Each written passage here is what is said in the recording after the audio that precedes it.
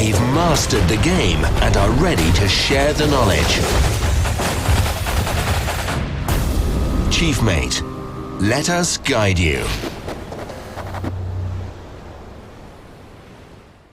Hello Captains, it is wonderful to talk to you today. My name is Chase, and today I will be explaining the mechanics change in patch 0.7.11, the Battleship armor-piercing interaction with destroyers.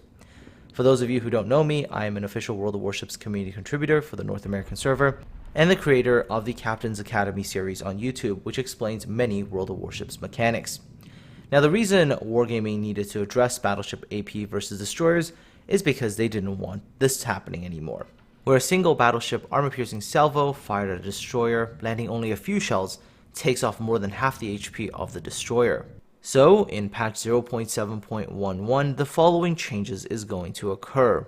Ships with gun calibers of 280mm and above will be able to do no more than 10% of their maximum AP shell damage against destroyers. This is basically the same as overpen damage in the game right now. There are two exceptions for the destroyers, however. If you happen to be playing Harugumo or Khabarovsk, everything is still the way it used to be. You're still going to be able to eat penetration damage from battleship armor-piercing shells. This change applies to all battleships currently in the game, as well as cruisers with large caliber armament such as Graf Spee, Kronstadt, Stalingrad, and in the future ships like Alaska.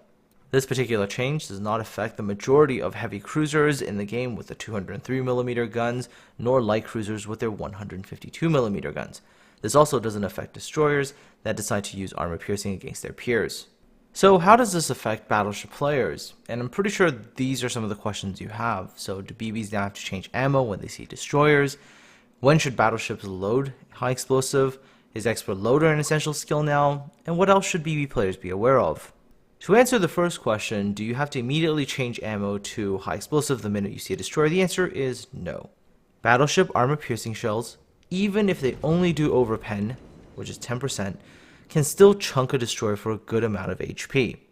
However, in the new patch, high explosive is going to be that much more effective. Still, if you have the AP loaded, fire the AP first before changing over to HE. Don't wait for the reload, it is not worth it. However, this does bring us to the second question, which is when should you have HE preloaded? And that has to do with the actual situation in game. Assume you know that there's a destroyer hiding around the island. Well, obviously load HE before you go around that island. What about if you happen to be in a game where there's only one enemy destroyer remaining? Well, then go ahead and load high explosive. But in most normal situations as a battleship player, if you're not expecting a destroyer and all you have loaded is AP, fire your AP. It is still going to do reasonably decent damage. Well, what about the expert loader skill? Is that viable now? No, not really. Like I said earlier, it'll still be better just to fire what you have loaded, because just a few seconds is enough for a destroyer to drop off a detect and get away from you. Still, with this change, battleship players will have to have that extra little bit of situational awareness. You have to be aware where the potential ambush points are, where the destroyers are likely to be, so you can have the correct kind of ammunition loaded ahead of time. However, in the event that you are caught unawares, your battleship AP will still do decent damage. So how does this affect destroyer players? Well, in only positive ways, because this stops happening. 1. Random long-range BB AP salvo taking away half your HP won't happen anymore. In addition, predictability significantly improves for destroyer players. Now they can more accurately predict the amount of damage that they are likely to take from a battleship.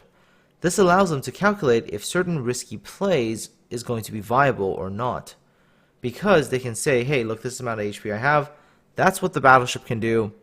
Alright, let's do it. This means that things like rushing battleship, especially at lower tiers, can be viable, although it still has to be executed properly. Proper knowledge about battleships is still important. So for example, imagine if you're trying to rush a battleship and you're rushing a Fuso versus a Warspite. Warspite is significantly more accurate, more likely to hit you with more of its shells, while Fuso is more of a shotgun. So by knowing the characteristics of ships and also being able to predict the maximum and minimum amount of damage that you can possibly take, allows you to make good predictions on certain plans and allows you to execute them.